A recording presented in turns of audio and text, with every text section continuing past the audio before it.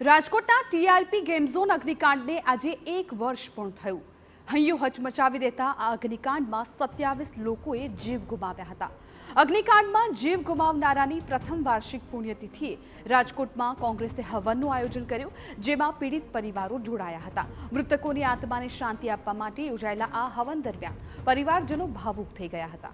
પીડિત પરિવારે પોતાની વ્યથા વ્યક્ત કરતા કહ્યું કે 1 વર્ષની અંદર કેટલાક આરોપીઓને જામીન મળી ગયા છે, જે શરમજનક બાબત છે. ફાસ્ટ ટ્રેક તેમજ ડે ટુ ડે કાર્યવાહી કોર્ટમાં કરવાની માંગણી હજુ સંતોષાઈ નથી. કોર્ટ કાર્યવાહી તો ફાસ્ટ ટ્રેક હાલવાની હતી, એ પણ હજી કાંઈ ચાલતી નથી અને 4 જણાને જામીન મળી ગયા છે. તો આ એક શરમજનક બાબત કહેવાય કે વર્ષ દીની અંદર કાંઈ હજી પીડિત પરિવારના આંખમાંથી આહુડા હુકાણા નથી અને જામીનો જડી જાય. એ અમારી અત્યાર લગીની મોટામાં મોટી માંગણી જે હતી કે કેસને ડે ટુ ડે હિયરિંગમાં લેવામાં આવે, પણ એ સ્વીકારવામાં આવી નથી.